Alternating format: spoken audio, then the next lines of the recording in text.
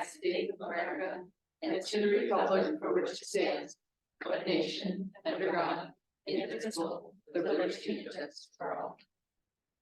Welcome to members in our audience, both here and virtually. If you'd like to speak to the board, please go in and sign up or let Jill know online. Any announcements?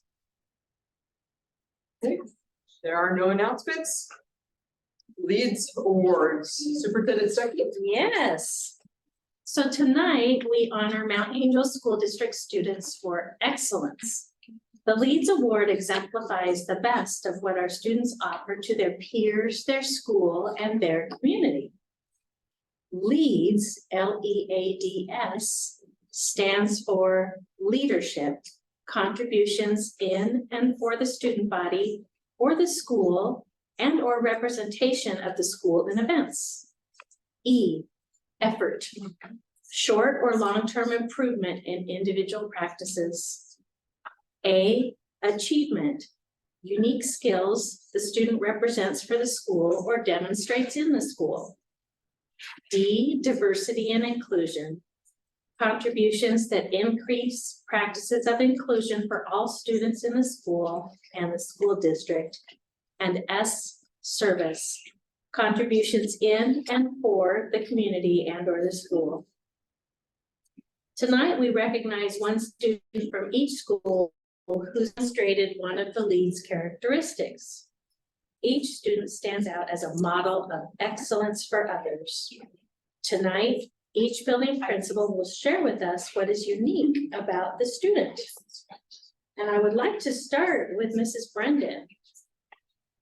Thank you. My student, the student we selected wasn't able to make it. It's fine. Understanding. So our LEADS Award winner for JFK for April is Jonathan Kintz in the area of effort. His nominator, who was a staff member, said this about him. Jonathan is one of the hardest workers I have ever come across. He pushes himself on the track each and every day, closing in on the school record in the 3,000-meter run. While quiet, he leads by example and is now taking pre-apprenticeship classes at Chemeketa to get ready for trade school. He works very hard, and I am really excited that Jonathan is receiving this award tonight. And I think he is quiet, and that's probably the reason he's not. So please join me in congratulating John. You can pass it on to them. Yes, thank you. Mr. Taylor.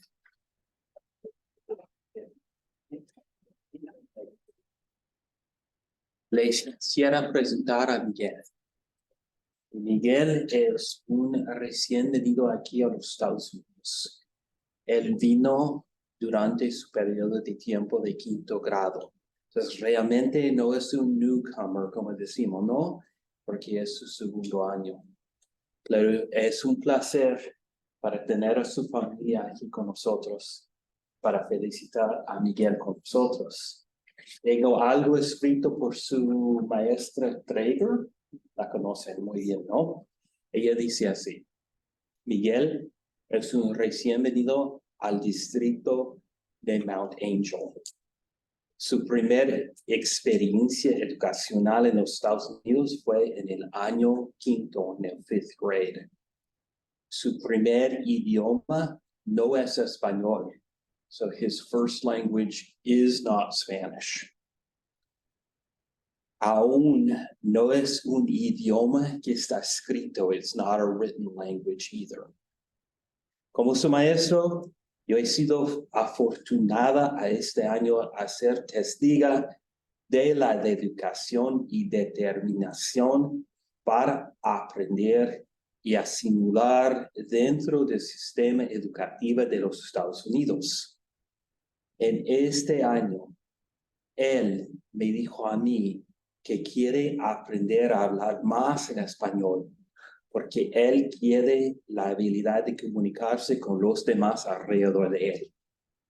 Miguel es un ejemplo de esfuerzo y de tener ganas de sobresalir. Y me inspira a mí y me da a mí la gracia para salir adelante también, de acceder a su educación y no poner por nada su educación. Si me puede hacer el favor de felicitar a Miguel hoy en día y a su familia también, por favor.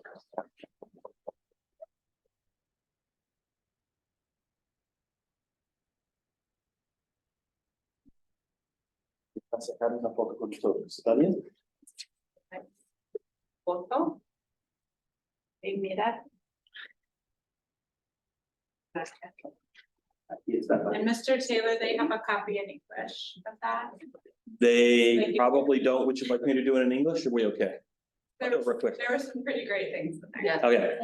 Miguel is a newcomer to Mount Angel School District. His first educational experience in the United States was last year in 5th grade. His primary language is not Spanish. It actually has no written language. As his teacher, I have been fortunate this year to witness the dedication and determination to learn and assimilate into our educational system. In this past month, he has let me know that he wants to speak more English because he himself wants to be able to communicate with those around him. Miguel is an exemplary example of effort and achievement, and he inspires me to have persistence and gratitude for accessing an education and not take learning for granted. So,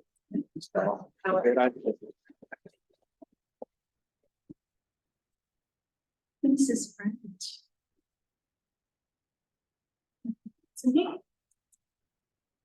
This is Betsy. She is wonderful, a young lady. I'm going to read to you what her teacher wrote about her. She's you're good.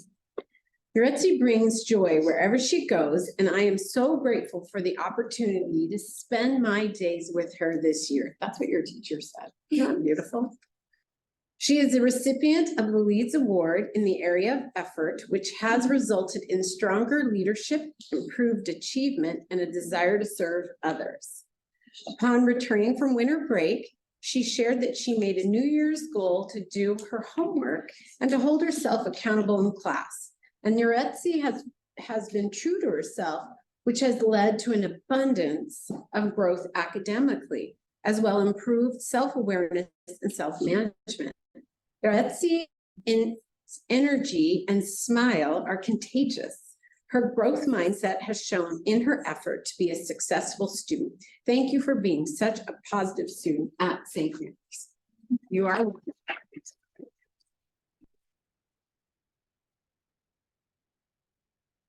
Congratulations. You're welcome. You're at the picture.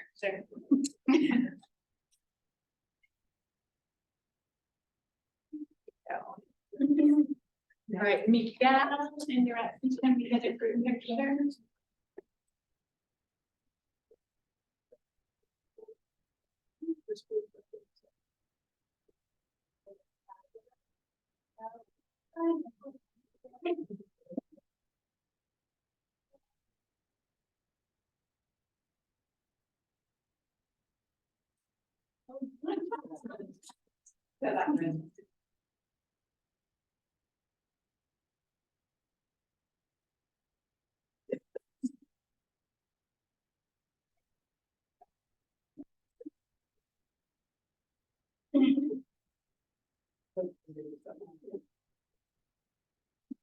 Families are welcome to stay, or if you would like to leave at this time, you're more than welcome to do so as well.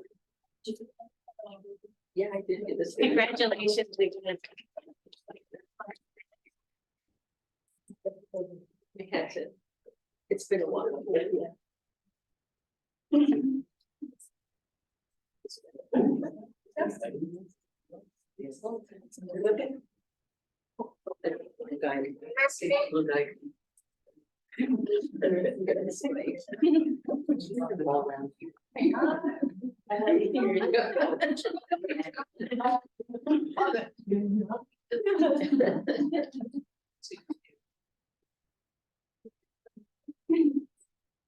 All right, read with high school leadership. Okay, so we're starting off with FBLA, Future Business Leaders of America. They had state in Portland recently, and we had a sophomore that placed first in 2 events. And that gave her a ticket to nationals in Orlando, Florida later this year. And we had several with that placed fifth, which you had to place in the top 4 to go to nationals, but we'll see. Some might go if people aren't able to go to nationals. And for FFA, they are electing their officers at the end of this month, and they will be holding their annual green hand ceremony and banquet on March 15th. And the board to elect these officers will be made up of graduating FFA members, school staff, community, and alumni members. So we're really excited to see what happens there. And also JFK ASB will be throwing prom this Saturday at Vanderbeck's. So we're excited to see how that turns out. And we did have a really great blood drive last month. I think we were 1% away from getting the seniors a scholarship though. Oh. Well, we might do a bonus. Oh, okay. Oh, that's all I have. So the person that qualified for nationals, do they have to fund their trip themselves? Do they? I am not sure, but I assume that they would probably have to do that. I think I'm familiar, like in the past, they have gone out and they asked for sponsors, you know, in the community and that sort of thing. So Robbie went here to nationals. Okay. Right, thank you, Reed. High school dropout rate. Or push out, I should push down. How does the slide deck work? Or the PDF even? Yeah, it's in the In your report. packet. Yes, we do have. In your packet. Yes. Right. Okay, super. Great. Hi, everybody. I'm here to talk about the dropout push out rate. It's same report, but with a new name because dropout indicates that it is a student choice and sometimes the system actually creates a dropout. So it's called dropout push out. Don't love either. It is the reality of what we have right now. And this is for the 22-23 school year. All right, so last school year.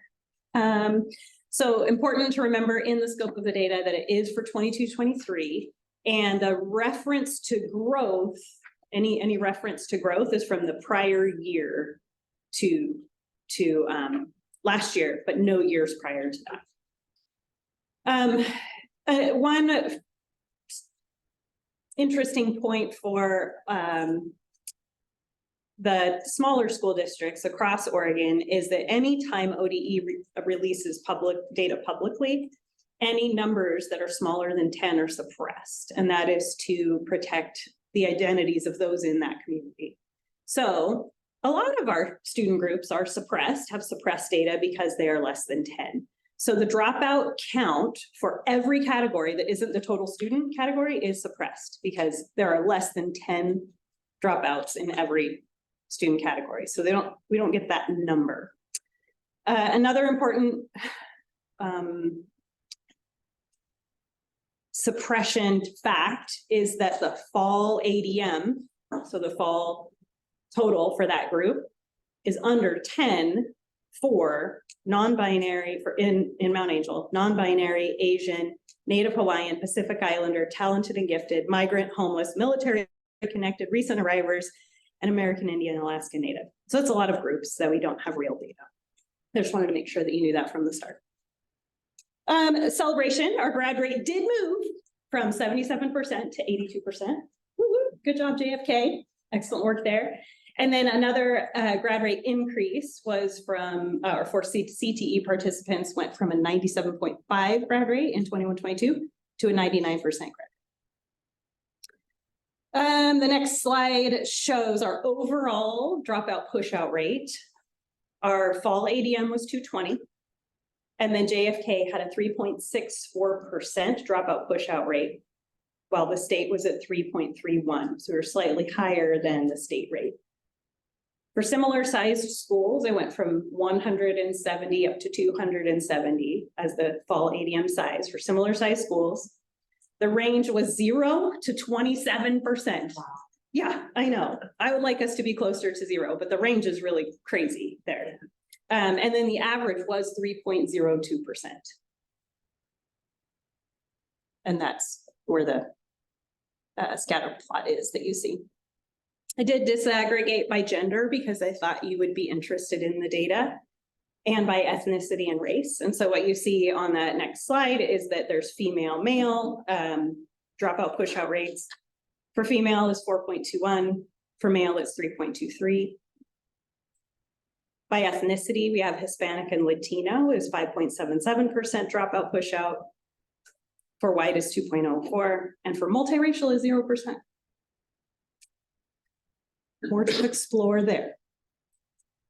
Language focused groups is the last slide. I think it's the last slide I have to share with you. Language focused groups is interesting too. So students who are never identified as English learners, dropout rate was 1.34%. For students who are current English learners, dropout rate was 15.79%. If a student was ever identified as an English learner, so they were either formerly identified and have exited or are currently identified, the rate is 8.45. And former English learners but have exited are 5.77. The looks on your faces were the looks on my face as I prepared this report, and it causes me to have a lot of questions and a lot of curiosity. So we'll be exploring that over the coming months. Why do these numbers exist? And do they persist over time? So I'll be digging into the previous year's data changes also. I have a question Yes. on, is it grades 9 through 12 that this is or is it a specific, it's everybody at high school that drops out or pushes out? Yes, it is students who leave high school and don't enroll somewhere else. Don't enroll in somewhere another else, program. and it could be 9th grade through 12th grade. Okay. I know you're gonna look at the data, but do you know if it's a particular grade level or data shows, or is that too early to tell? That's a good question that wasn't available to me in that report. Okay, So it tells me that's data we need to track at the building, okay. the individuals who we don't get picked up somewhere else. Get picked up, is it like yeah, I was just wondering if it's well, it's good that I think it's excellent that it's all identified now. Now there's a lot of wonderings and then we can try to Yeah, figure out what's going on. Yeah. And there's a lot of questions. So does your team look at this, or how does that work? The They- school? yeah. So our guiding coalition will definitely take a look at this. Yes. Other questions? Thank you. All right, the agenda. Let's look it over. Would accept a motion to approve the agenda. Is someone? A second.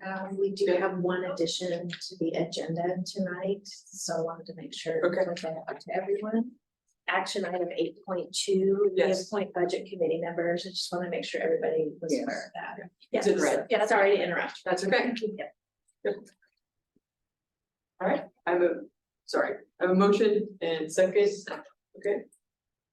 Any discussion? All in favor? All right, passes unanimously.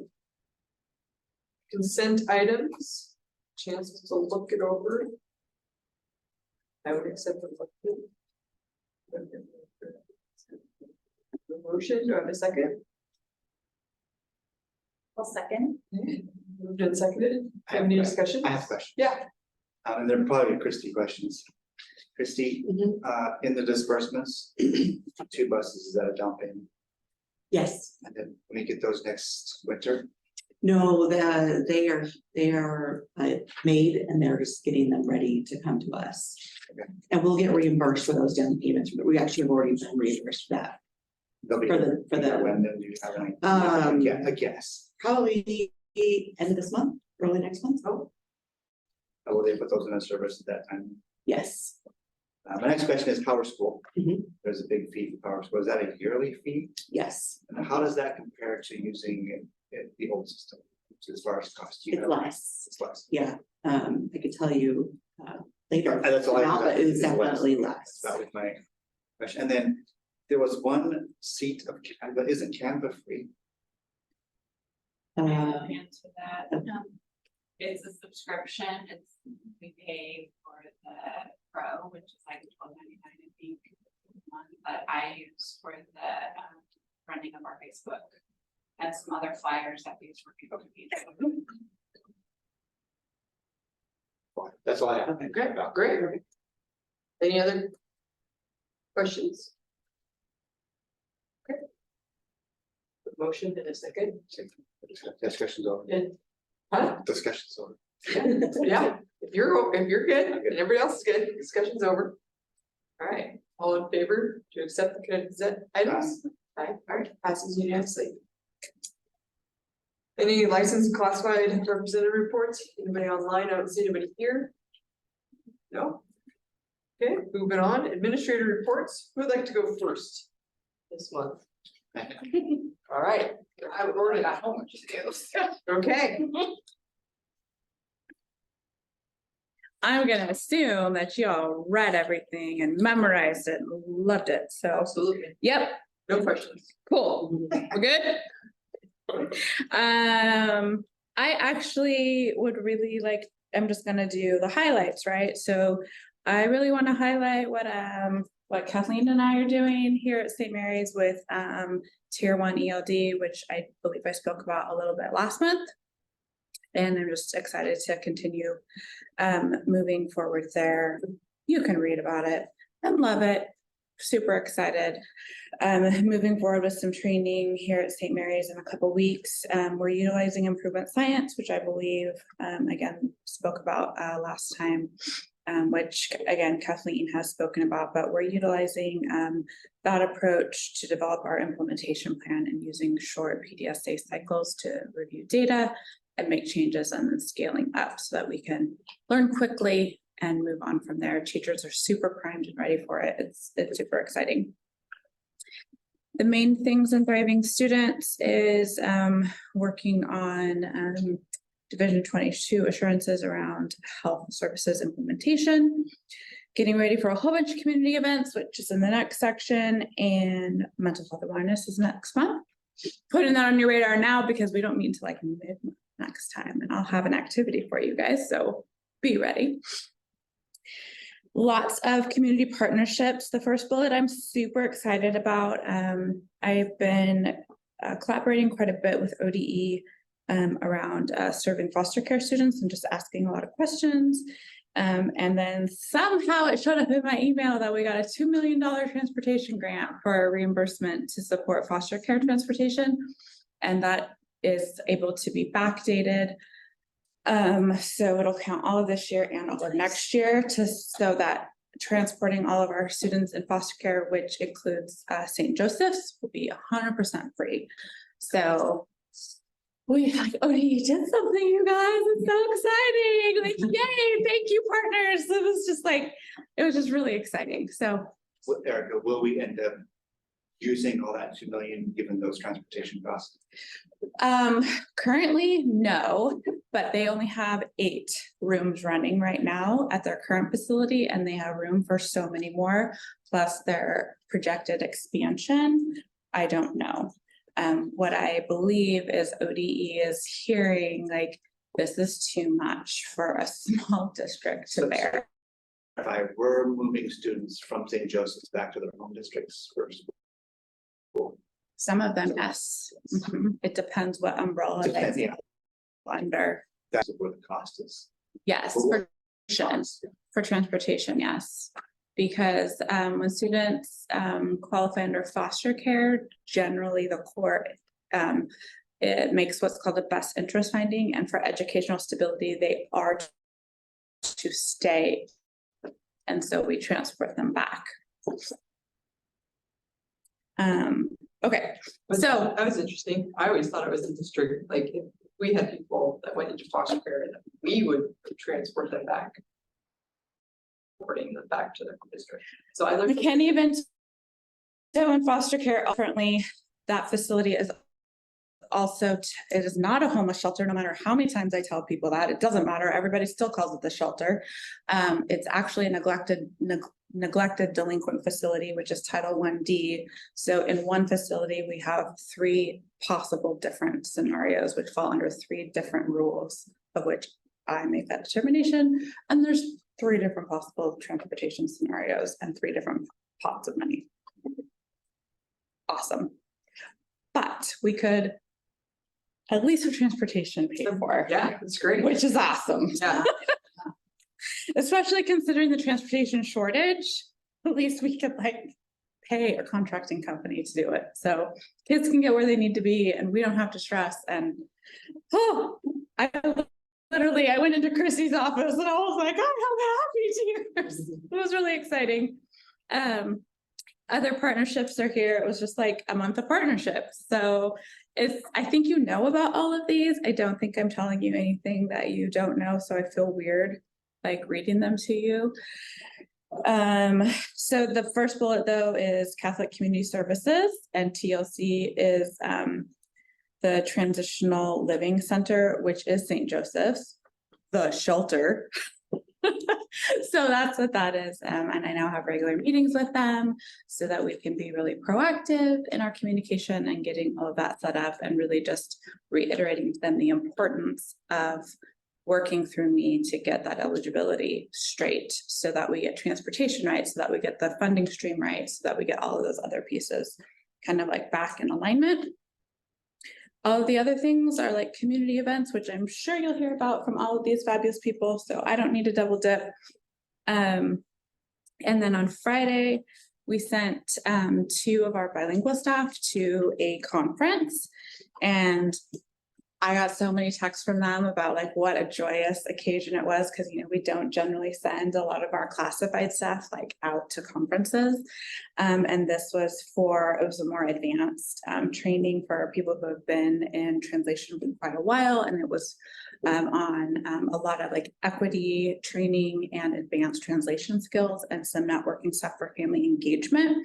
And a lot around language access, advocacy, cultural competency, and professional ethics. So they had a full day of that, which is really great. They've been to our basic interpreter skills training. And this is a partnership that I have with Clackamas ESD, because our ESD does not offer interpreter trainings. So we've been able to continue our professional relationship with Clackamas ESD. They only charged us $50, which was awesome.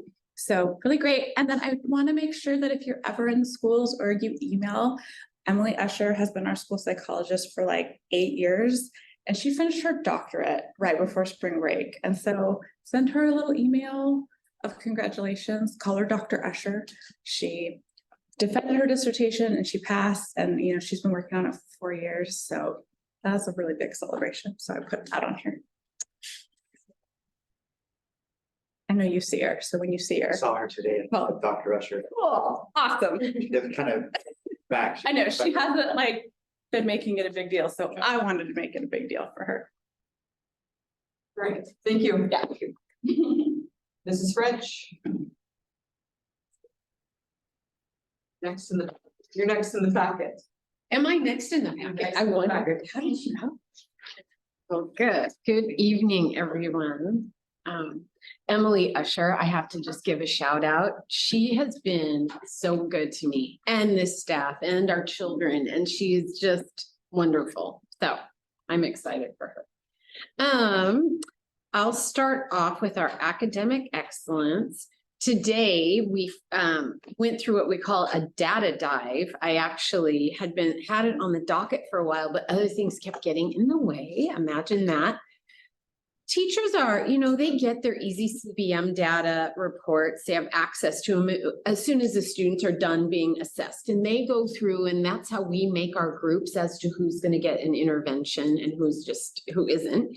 But it was great to have them look through the EVCBM data and the winter data, and they could compare the fall to winter, and it's what you had that I passed out last time. And the data basically confirms. Well, I listened to what Jessica is saying, about the dropout, push out rate. And it all is connected. There's a story behind this whole thing. I get that. And it's up to us to pull those strands, those nuggets, those storylines, and get as creative as we can in how we're going to address our students' needs. So first I'll say they studied the discrepancies in our easy CBM data for math and for reading. It confirmed the gap between our ELL and non-ELL students. It also, we talked a little bit about math. You know, if you were to look at that data closely, at first you might say, hey, when our non-ELL and ELL students come in as kindergartners, it's pretty even playing field. But I then found out from our kinder teachers, they said it's not, the expectation is very low when they first come in for the assessment. You know, it's not telling you a whole lot. And then it gets more challenging because then there's a gap. And so then we walked away with wonderings. We talked about academic language. We talked about the use of the assessment tool itself, but also our use and can we get better at that? And then we talked about rigor for all students. I think I said it before when I was sitting in front of you. When we teach our English language learners, the strategies behind that is just good teaching. I always say that. And I say that because when I was a young teacher and I learned those strategies, I loved them because I applied them to my classroom and it was great. The gallery walk, I remember that, or close reading strategies. All of those things are great for all kids. It's their segue into learning. All right, I'm going to leave that for a moment. Does anybody have any questions about that? And I'll keep going. So then our after school program started today. It was by invite only, and then the teachers recommended it, and then if we couldn't fill the seat, we'd go on to the next student. And those students that we're serving are not students that are really high risk. They are students who are close, but if you study their data, their progress, there are weaknesses within it that if they're not addressed as time goes on, that they can have some challenges. So we really wanted to hone in on that. And of course, we did pay close attention to making sure our ELL students were invited. When we got back from spring break, I'm looking at the AVID professional development. April 1st was that half day and all the teachers got to be students that day. And we were reminded of some great strategies regarding inquiry, critical reading, and philosophical chairs. Again, these strategies, guess who they'd be great for? Our ELL learners. So I talked about how, what can we commit to? And next year I look so forward into walking in, in a normal entry, planned, purposeful, intentional entry into next year, because I'm such a believer in establishing the rigor. Don't spend your time admiring the problem too long because it's easy to do. What are you going to do about it? That's always my question. And then what can we commit to? And then myself as a leader, what are my look-fors? And then how do I support teachers? Because it's hard work and we have to be a team. We all have to do this together. So last thing I'm going to say about academic excellence is this Saturday, I can't believe I'm going to do this on a Saturday, I'm just kidding, but my reading specialist and I are attending a training, and it is about reading, the science of reading, and then it ends with some great, as a matter of fact, there's a waiting list now for this training. It's about some great strategies. Our kindergarten teacher couldn't go, but I'm going to be, I'm kind of filling in for her, and we'll catch her up to all of these strategies and just talk. Again, it's my entry point to just talking about rigor. All right, so I'm going to move on. Actually, I'll skip our thriving students. I talked about DESA, that we just gave that again in our SE, our social emotional, our little groups have started with Naomi, our counselor. And then I go into the events at St. Mary's, One Book, One District. I think people will talk about Wonder. Our kickoff was kind of Friday, even though we passed the books out during conferences. We have one class in this school that had read Wonder at the very beginning of this year. It was Mrs. Kramer's class. So they've agreed to do book talks, some of our students. And then I was kind of sharing that it's got to be just a hook. Can't give the whole thing away. So they'll be doing that this Friday, and I'm looking forward to it. And they're very excited about that. I'm running what's called a trivia challenge. I'll be asking questions and drawing names for answers. And then you probably saw our bulletin board that wasn't complete, but Chelsea's working on that. Our reading specialist has to do with vocabulary. We also have a math night coming up, April 25th. The teachers are going to have games in every room. You get to participate in a STEM activity. And we're going to end it with a little coding night. And during that time, we'll do a drawing and you can win some robotic equipment. Mark, I look over at you. I don't know. We're gonna, but you don't worry. You have nothing to do with it. And then, Kinder Roundup is next week. I can't believe how fast this year has gone. And we're excited. This year we'll be really helping parents to register online because I know that's a thing. So we're going to start with our kinder students. So you can see I talked last week about the student belonging survey, the welcome walkthroughs. Those were actually part of our data dive today too, qualitative data. And we just identified some things. And I talked about find ahas and then think about some change ideas. And that terminology is from the improvement science that Erica talks about. You know, so a lot of times we want to jump to what are solutions? How can we fix this problem? But instead, we want to think of it. What are some change ideas? What are things that possibly will change what's happening over there? And it may work and it may not, but we're going to try it. And there's this whole cycle of improvement that I look forward to. We're applying it this year, but I'm looking forward to next year as well. And Erica, I want to give you a shout out. I am really enjoying these conversations about our ELD students, and Erica's using the improvement science stuff, which speaks to my heart. But a lot of the strategies that we're talking about and things that we're working on, those connect to the good teaching I'm talking about. So those will drive, I hope, they should morph into driving our instruction and improvement. That is all I have. I have a couple questions. How many kids are in your after school program? 30. And how many are math or reading, or is it just? They get both. Oh, It's not divided. What is it, like an hour, 45 It's minutes? an hour, it's a full hour and it's divided.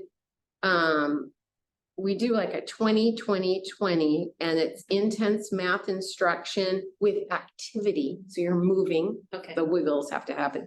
And then a intense reading. And then we actually did a separate vocab. What age is it, or grade? Let's see. We do all grades. Yes, all grades got to recommend. So all grades we represented, but then they're grouped up into age like. I was kind of curious. Yeah. The next one is that you said you looked at the data on ELLs like you passed out to us this last time, and then you had a chance to review it today. And so everybody knows that there's a problem, but is there like talk, next year we're gonna have no more steps, or what are we doing this year about it? Well, you're asking some hard questions. So, I mean, what we're doing about it is already happening. Okay. So for example, our reading intervention teacher, Mrs. Goen, when we look at that easy CBM data, we take into account our English language learners. Okay. And actually, when she selects those students that are going to get that intense intervention, there's a formula that we use and I wouldn't be able to explain it. It's parameters, I should say. And one of them is the English language learning. The one thing that things are happening now. We're not just waiting for next year. I agree. But I do want you to also know, one of the things we did, recently is we did that survey with our teachers where our ELD specialists or ELD specialists came in and asked specific questions about how ELD was being taught, right? Or how we were serving our English language learners. And the teachers were very frank about this is working and this isn't, and this is what we need. So we have already started looking at, well, what's low-hanging fruit? What can we do now? I have Erica and Will doing a little training in a couple weeks on the poster thing. So we're trying to find, well, we've got 9 weeks left of school. So what can we promise we can deliver now? And then of course, the planning for next year. Thank you. So absolutely. Anything else?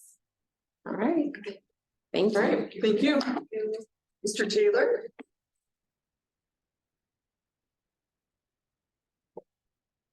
All right, Board Superintendent, thank you for allowing me a few minutes to talk tonight. So I always start with attendance, and I do that purposefully so that you know that when we set a goal at MAMS, we don't take our eyes off that goal. So we're at 93.18%. Given where we are in the year in April, that's likely to be, give or take, where we end up. Just a reminder that attendance is different than attender. Attendance is, are you there, are you not there? Attender, which is reported on the state report card, is a measure of 90% above or below, and then the percentage of that. So are you in school 90% or more or less? And then that, again, that percentage of that 90%. An interesting thing that I looked at is that we had 16 kids that were at 88 point something or 89%. So this is one of the fallacies that we get in when we start taking a look at data. We have to be a little bit careful. Now, if those 16 kids were on the other side of 90, that would have given us a 10-point bump right there.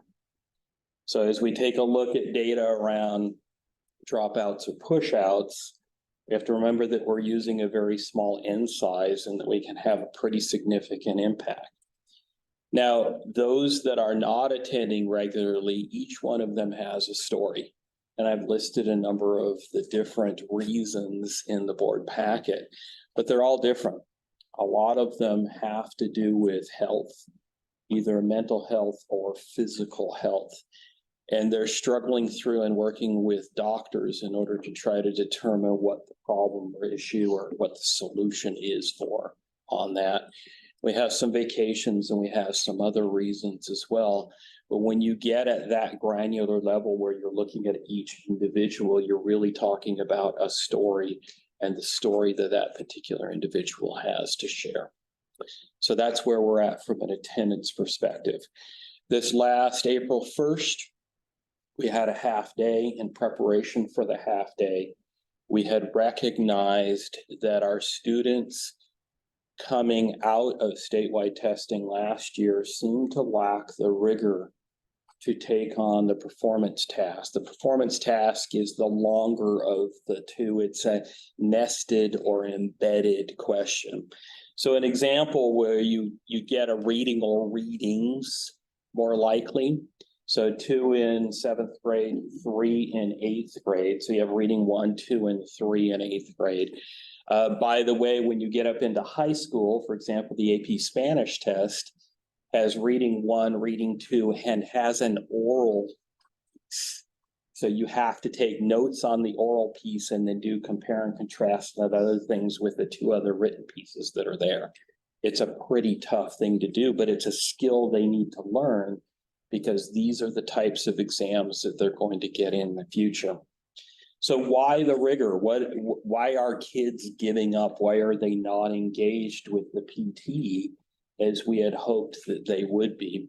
So we had our teachers in every subject area, not just language arts, not just math, but also in health and social studies, give a PT-like exam. So an example question would be, Source 1 briefly discusses the landforms and the atmosphere of Mars. Explain how the information in Source 2 adds to the reader's understanding of Mars landforms and atmospheres. Give 2 details from Source 2 to support your explanation. What we found was kids didn't have strategies for understanding what was being asked, and then developing those strategies into how to respond. So part of their give up was, I don't get it, or this is hard, or this is nested, or they would respond to the first question, tell me about Mars. And they tell you everything that there was in Source 1, but they would never go back to Source 2, provide the additional details that needed to be there. So we as teachers need to help them to understand the coding of the question, so to speak. develop a strategy, and then check mark their way through that question.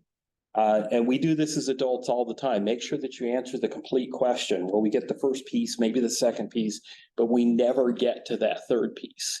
Well, guess what? On a standardized test, you will never score well if you do not answer the entire question that's there. And we have this as adults. This is the thing. When I was in business, we used to respond to RFPs. They would ask a question. If you did not respond to every single thing there, you would not be considered for the job. You were out, done.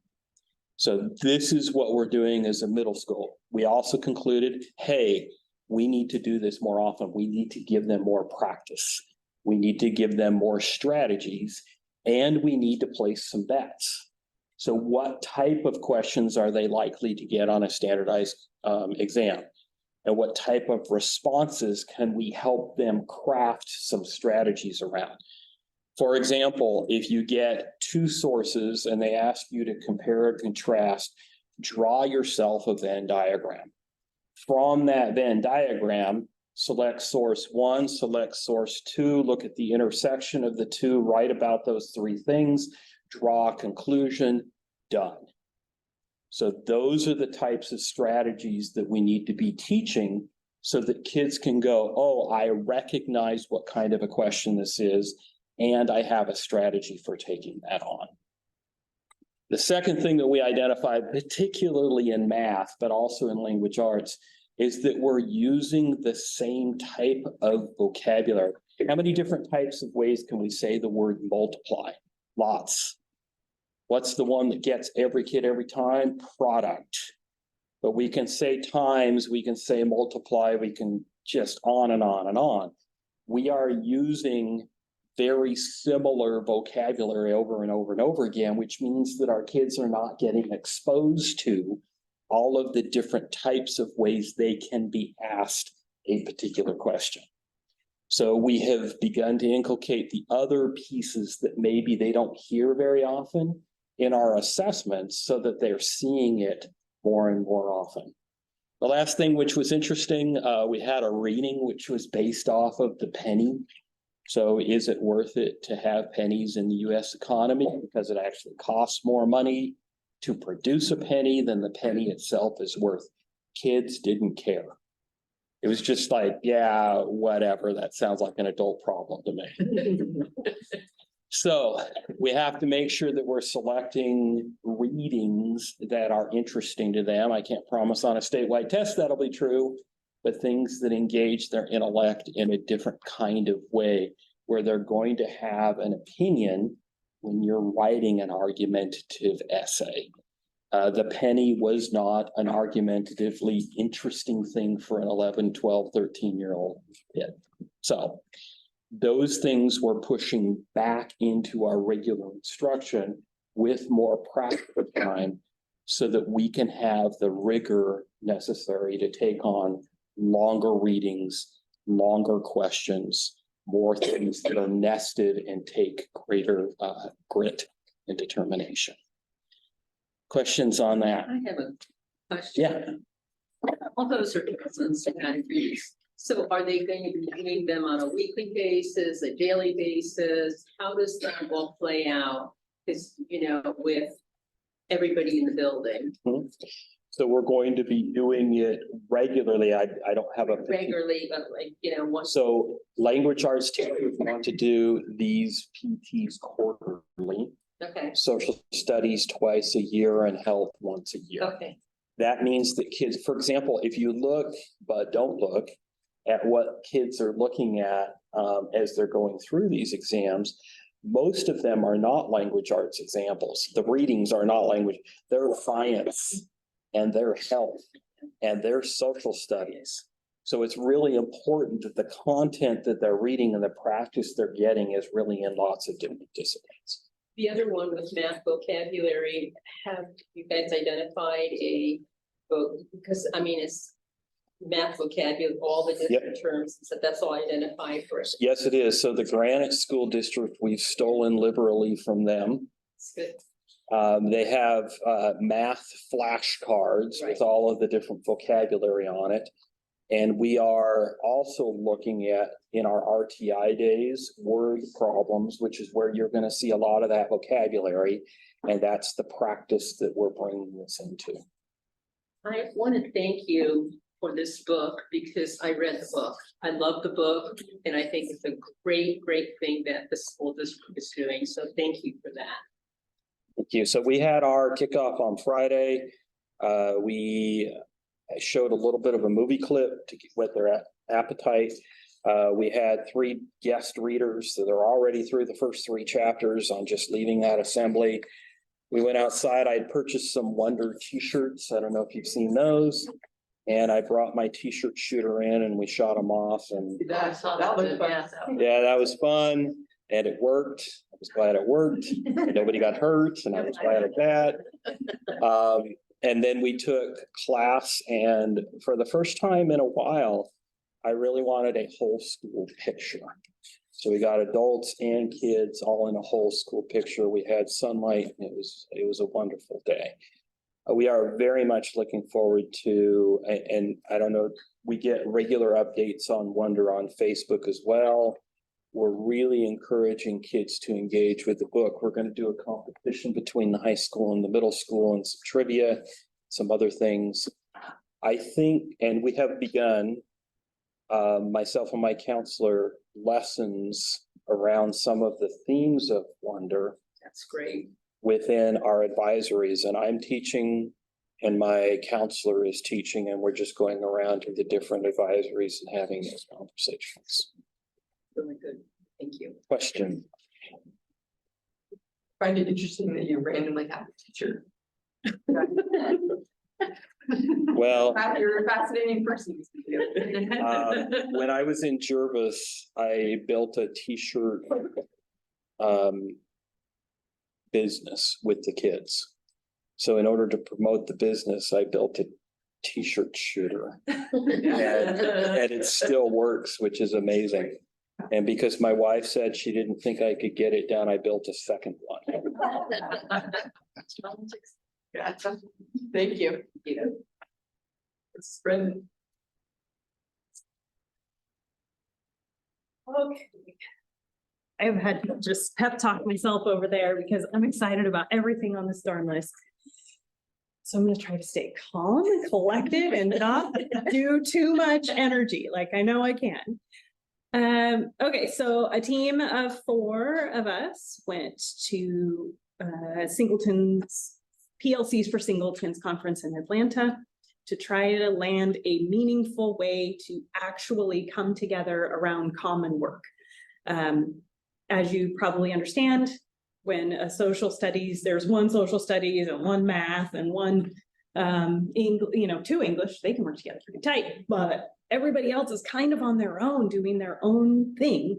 There's not a lot of content that overlaps. So we've been doing a lot of deconstruction of our own standards this year, and then going to the conference, we were able to see a path forward in teaming. We have started the work, and the excitement on Wednesday mornings is just, it's like cloud has lifted. We are currently started a May to May rhythm, which means that we are right now planning for the first quarter of next year using this new structure. So there's a lot of energy and excitement around that, and it's going to be really productive for students and focused. And other little tendrils of teaming have come out even this morning. One of the ELA teachers came and said, "Did you know that I have something in common with a PE teacher now? We both give presentations." And we only figured that out because of a conversation we were having around PLCs. So they're finding new ways to team.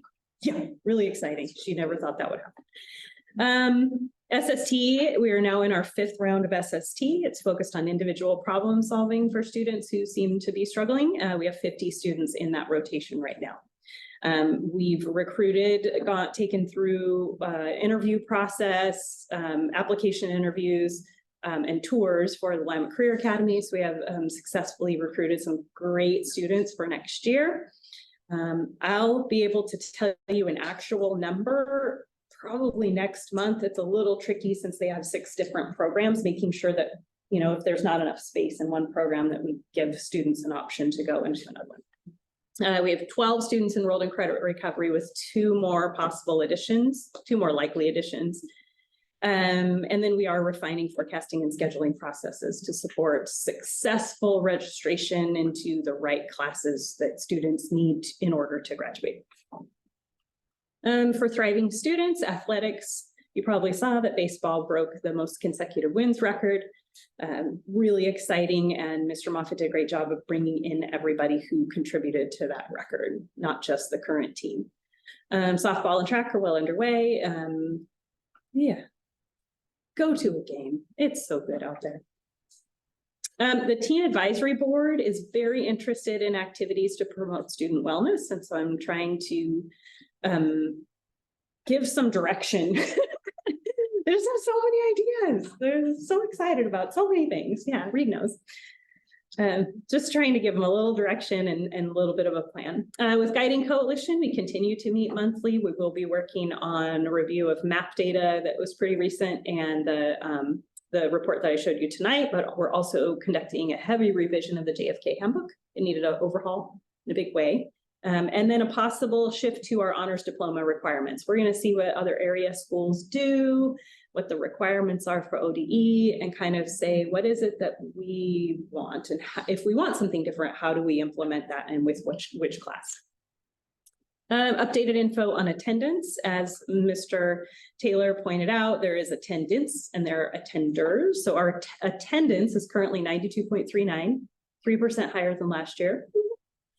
And 77.2% of our students have an attendance rate of 90% or better. It's dreadful and it's a red number and I don't like it, but the state has a number in the 60s. So I feel, I don't know, better somehow about that. I know. We're just, yeah, always improving. And engaging family and community partnerships. I didn't put individual events on here because there are so many. And then you'll see a senior calendar also in your board report as well. But 71 families attended spring conferences at JFK, and we will rely on the spring events to continue to build those connections and build the village that's raising the kids. Safe schools and departments, bond work visits continue. I don't know. Any questions for me? Nope. Thanks. Thank you very much. Yep. Okay, Christy with our budget report. Ready.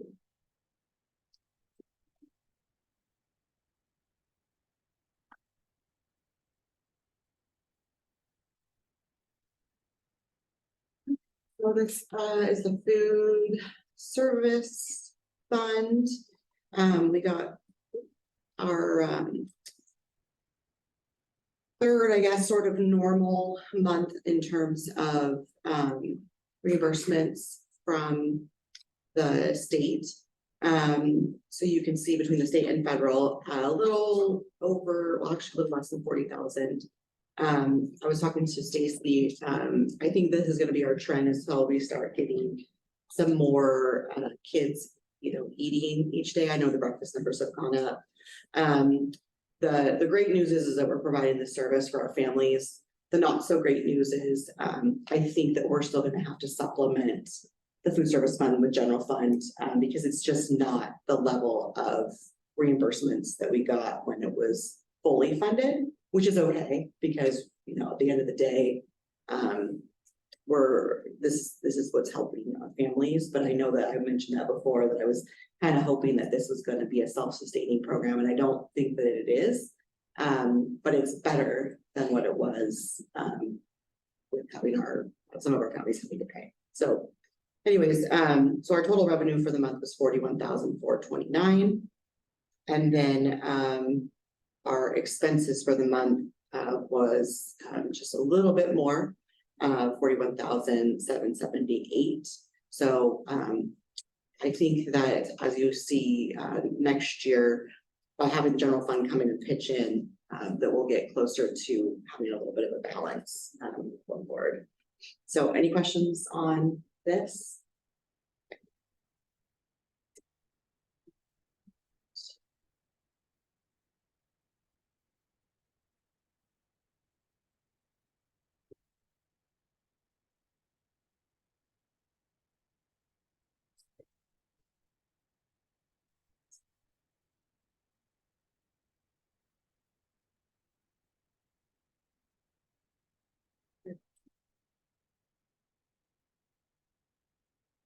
Get this a little bit.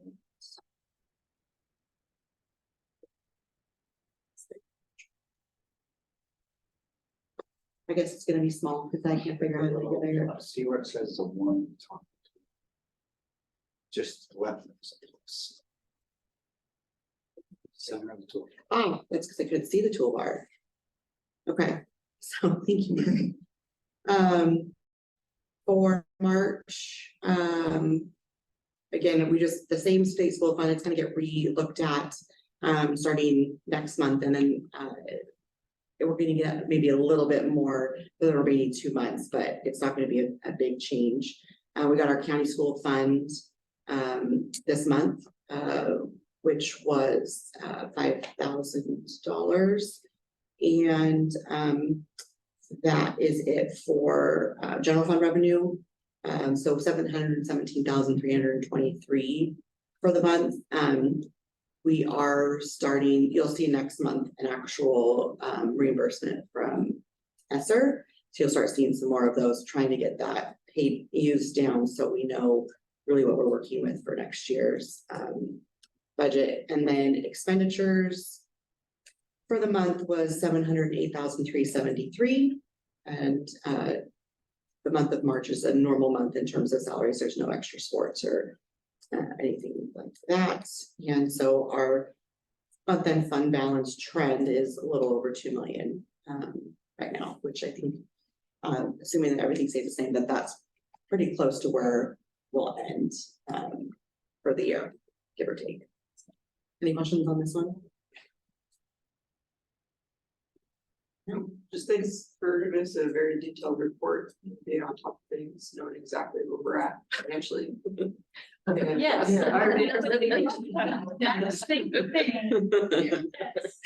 Thank you. Transparency and accuracy. Yes.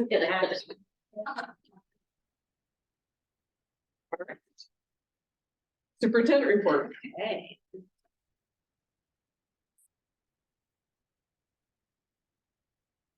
Well, good evening, Chair Powell and members of the board. Tonight's topics include what we have every month: student enrollment, transfers in and out, as well as current enrollment. I'm also going to share tonight information about an opportunity for a summer program grant and give a bond update. So our transfers in and out are 0 in the last month. We're steady there.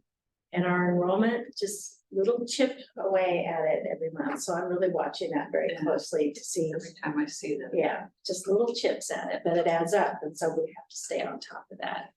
So is that like people moving out? Yeah, Yeah. yeah. I didn't mean to go ahead so quickly. Are there any other questions on enrollment? No? Okay. So summer programming, a little bit of background for you. There is $30 million in funding available statewide. That is not much. Districts were priority ranked based on focal student data. While I don't fully understand many of the formulas that ODE uses, this is what they say: the total number of students in one or more focal student groups over the total student population equals the combined percentage of focal student group students. And that is that's the formula they used. 72 districts are going to be able to receive funds. So 127 are not. It's hard. Mount Angel ranked 64 out of 72, and we qualify for a grant of 153,000. Not as much as we've had in the past for summer programming, but it's something. So it's an interesting shift from the Oregon Department of Education and what they're wanting to see in summer programming. The overall purpose is to accelerate learning, increase academic growth and achievement. I don't believe there's anything new there. I think we always are working on that whenever we provide summer school. But what they're looking at differently is academic enrichment. Lots of hands-on experiential opportunities that are aligned to state standards, youth development, project-based learning, get out there and do things, and also a stronger support for students' mental, emotional, and social well-being, and equitable access and family partnerships. So in terms of serving focal students, the composition of the summer program is supposed to mirror the demographics of the school or feeder school population, ensuring that representation is aligned with the community that's being served. And it is expected that focal student groups will comprise a larger portion of summer participants, underscoring the program's commitment to addressing specific assets, needs, and promoting equitable educational opportunities. And to be very clear with you, given that it's $153,000 sounds like a lot, but it's not much. And so we're going to be very, very focused on our focal student group and who we're serving and why. I don't necessarily agree with everything on this left side, especially disengaging and punitive, which is maybe the 6th or 7th quality down there. But in general, traditional summer school is often seen this way. And the shift with the summer learning programs grants is to be equity-driven learning programs that are accessible, equitable, diverse, inclusive, strengths-based. What gifts do you bring? Well-rounded, integrated, project-based, collaborative relationships are the priority before the academics. Making sure it's exciting and fun, attractive. Having partnerships with families is a huge component, and it can take place in a variety of settings. Maybe outdoor school, maybe taking hikes, maybe swimming. Some things to know about the application. So we found out on April 1st what the application looked like, and it's due on April 15th, next Monday. So So they kept it simple so that you can meet that 2-week deadline. Well, and I'd like to believe it's simple. We can turn the funds down. There are some districts that will, and then they'll keep going down the waiting list.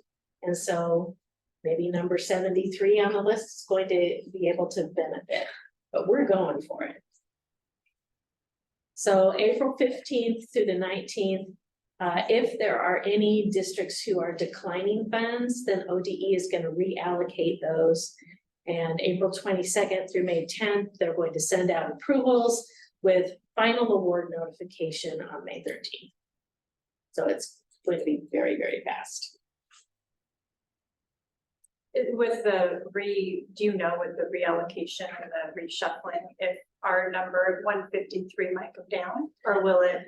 It'll stay what it Stay is. what it Yeah, is. and we don't get more money either if people decide not to take advantage of it. Bigger district is on the waiting list, they pop in. There are some that are It's an further down, interesting, yeah. and there are some that are within that 72. Yeah. Yeah. Interesting. It's a very different approach. We need to, in our application, describe how we are going to meet the 3 goals: academic enrichment, youth development, and equitable access to family partnerships. We need to describe how we are going to provide culturally responsive practices, provide a copy of an existing summer learning plan, which basically we're just going to move forward with what we usually plan for every summer. Provide a partnership agreement from at least one partner, and I have connected with Jackie Mills, so she'll be writing a letter of support for us, and we may have more. Provide a schedule demonstrating at least 80 program hours, and those do not necessarily have to all be in the classroom. Assure eligible entity will comply with reporting requirements. Of course, there are reporting requirements. It's Department of Education. Oops, so that was that. That is what we know. The administrative team and I met this morning, and we think we've got this. We're really looking at enticing teachers to think about summer school differently. If you could do anything with summer school, what would you want to do? Well, I think I would like to take kids out and do some hiking and really get them to have some experiences they don't normally have, especially our focal group students. So we're looking at things like that, and we have some staff that are very intrigued with looking at doing business a little bit differently. Rachel, what is the definition of focal student groups? Those are our groups that started through the student investment account. Historically, marginalized groups is the quickest way to define it. That's what I was thinking. Thank you. Questions? So the 80 hours, is that what a student has to experience during summer school? Yep. It's a lot of hours. Yeah. That's a lot of hours. It is a lot of hours. Other questions? Okay, then I will move into the bond update. There were some things that happened over spring break. Testing and balancing of HVAC systems to further inform the scope. We're so close to knowing exactly what it is we need and how much it's going to cost and how far our dollar can go. Abatement of hazardous materials in the boiler room at MAMS, and you'll see some pictures of that momentarily. And then minor destructive testing at St. Mary's to evaluate the condition of the EFIS siding. So some holes were put into walls in specific places throughout the building to do some sampling. Question? No? Okay. So a little bit of information about design bid build. The contract with Brick Architecture has been fully executed, so let's keep moving it forward. The schematic drawings are complete, and we now move into cost validation, and this will inform construction drawings. You might want to be thinking of specific questions you have about this, because we have a work session coming up with OTAC on the 23rd, I believe, and they'll be able to answer your questions much more thoroughly than I can. For progressive design build, also Brick Architecture. The contract with Brick Architecture and PNC Construction is fully executed. We are moving forward.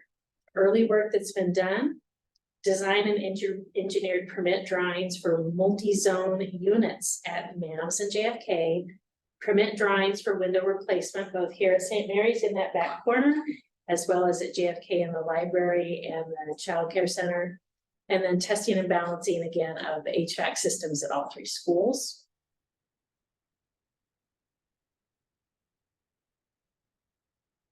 We're breaking the projects up into 2 phases. Phase 1 this summer, and then phase 2 next summer. Phase 1 projects have been identified for all 3 schools plus the bus barn. Projects to complete this summer will be a combination of design bid build and progressive design build methods. And the reason we can say it's a combination is because there are certain things that are just trade like for like and aren't necessarily going to be, there won't be a need for change orders. Those are where the design bid build will focus on. And then progressive design build, where we think we might find more surprises.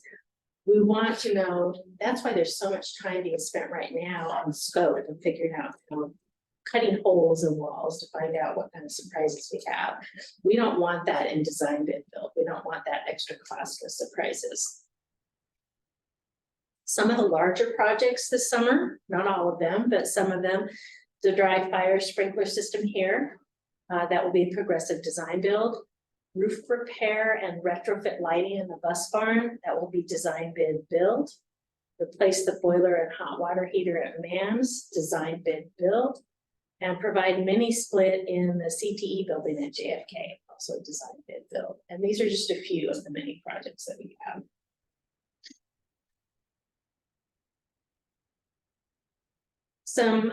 These are photos of the hazardous material abatement that took place over spring break.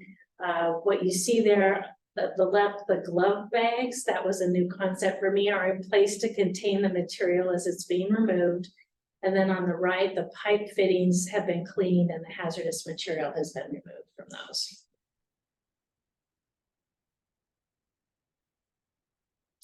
What is testing and balancing? I had to learn about this myself, so we have a controls contractor. You'll see on the left side, there's a contractor there.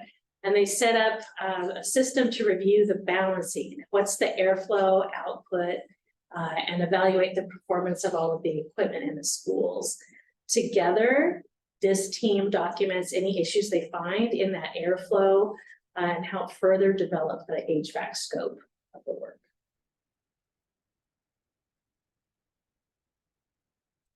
Questions? It's moving along. Thank you. Thank you. Any board member reports? Okay. Public forum. Jill, is anybody been online? Okay, so moving right along. Action items.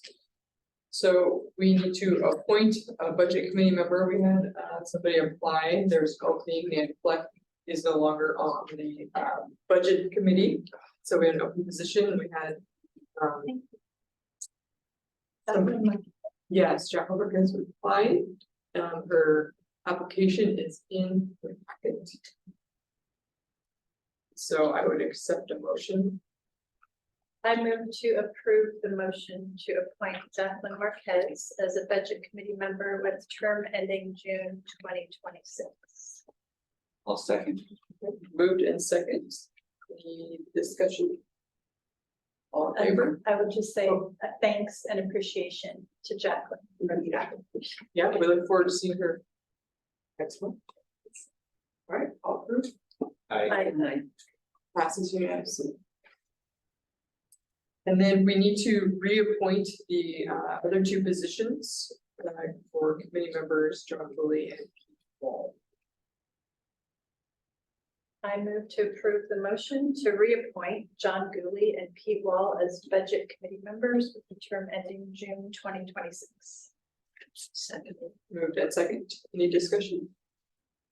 Just that for our budget committee meetings, if John's the chair again, we'll need to not forget the gavel. Oh, yes, yes, yes. I forgot your gavel. Right. Oh, yeah, I did that. That's okay. Yeah. I don't think, yeah.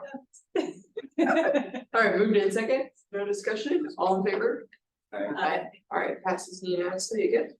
Out of state travel for the migrant education program, there's a little packet in there that gives you a detail of what our students will be attending while they are in Washington DC, but due to it being out of state, we need to approve it as a board.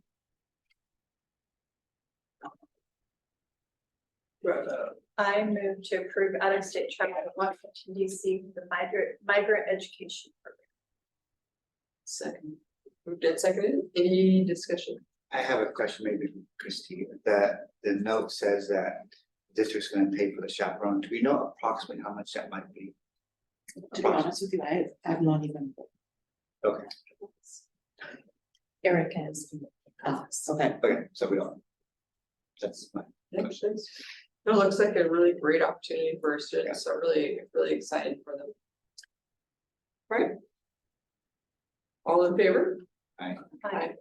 Passes unanimously again. Moving on to the resolution approving amended appropriations of expenditures. So we talked about it in the past. I'm going to give a little more detail. Yes, so we budget at fund level, not like individual funds. So we have a budget at the 200 level. And when we are going to anticipate like going over an area, we got, I think it's a few of these where we got more than we thought we were going to. We just reallocate it so that it goes to the actual fund I want to use. So for example, the early literacy grant. It's in the 200 level, but we didn't budget for that specifically. So we need to carve out a portion of that to go toward to be able to spend that money on the early literacy grant. So it doesn't increase our overall budget, it just reallocates it to that. whatever those ones were included. So I think it was the early literacy grant, and then there was a couple grants that were higher than what we budgeted for. Just to make sure that we don't go over a particular fund. So we're getting more. If we allocate that more. We have to, so like, for example, the early literacy grant there was nothing for the budget, so that was at 0. And so this will now make it so that we can spend up to, this total off the top of my head is $50-some thousand, because if we don't allocate it to that, then we shouldn't be spending it. Same thing, I wanna say, like there was an SIA, we got more in SIA than what we anticipated. And so we have to just reallocate more so that way we can spend it. Otherwise it'll show that we're overspending in that particular fund. We wouldn't get like dinged on that because our overall 200s would be under, but this is just so that it shows that we're keeping track of how much is being spent under each sub fund. This would be the same thing too for like our new transportation grant that Erica got. Well, it's, Or no? oh, yeah, that, I need to look more into that to see what that's gonna look like. But yes, potentially, I mean, that dollar amount, that might require supplemental grant if we thought we were gonna spend all of that. Because, these are very small amounts that we're making modifications on. So this has been a need for more transparency and it's easier to track and follow. Yeah, I mean, yes. It's so that because you cannot spend the money unless it's appropriated. And so this way it shows exactly where it's being appropriated. So really we're appropriating funds. Correct, we're not adding additional funds to the budget stays the same. If we did a supplemental budget, that means we would change the whole budget number up. That was like increasing our spending authority in general, versus this is just reallocating the spending authority so that it just goes into those categories instead. So like our SIA money, we budgeted 545, but we got 800,000. Am I reading this document correctly? The adjustment in there?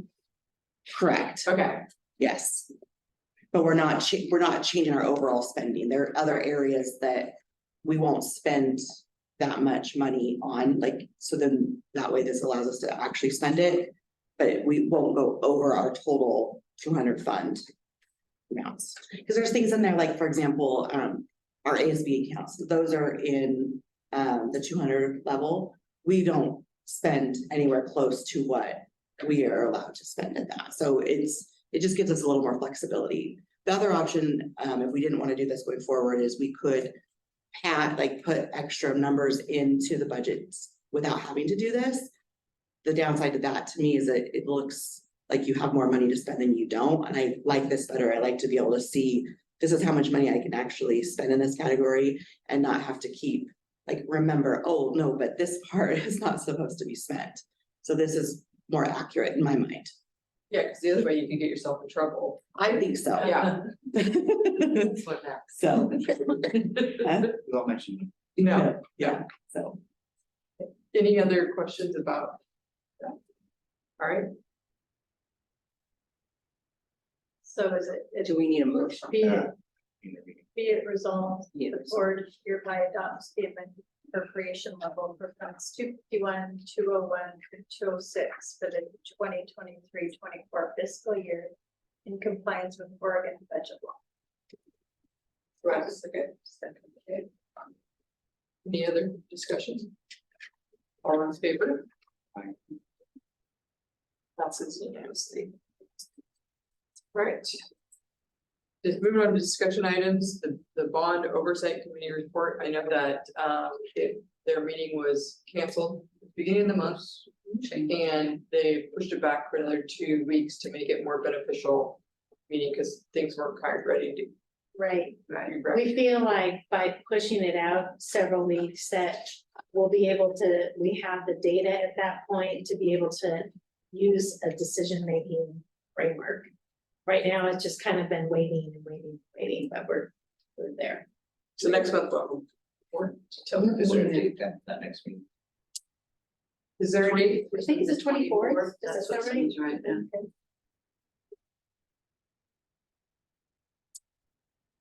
Right. Student representative to the board. So I didn't get around to sit until today. I emailed, both Mrs. Brendan at the high school along with, Mrs. Mraz, Mrs. Hernandez and Mr. Kaufman over there, in case he has any, idea of who would be a good fit, to our board. The application process will be sent out over the next, couple days to everybody that would like to apply, current sophomores and juniors. And we've asked the applications to be due on Friday, May 3rd. And then that'll give us a week to look it over and hopefully have somebody to recommend at our following week's board meeting. And did you say it was due? May 3rd, May 3rd. yeah. So they'll be coming to you hopefully. But hopefully, like I said, just besides just spreading it out, hopefully our counselor and Raz give us some great recommendations on who they think would be very helpful in our position like Reed has this year. You've done a great job, Reed. So thank you. All right, June board meeting. So every year, the June board meeting lands on 8th grade graduation night. And so we need to pick a date to have that. Either we could have it later in the week, potentially the following Monday. But what do you, I know last year we had it on a Wednesday.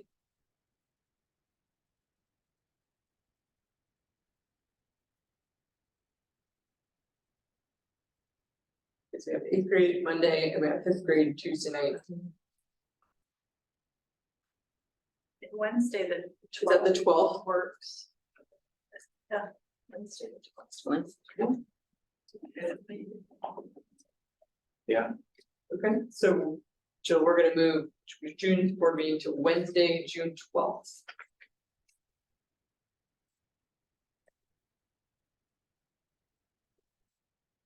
Anything else? All right. Board meeting is adjourned.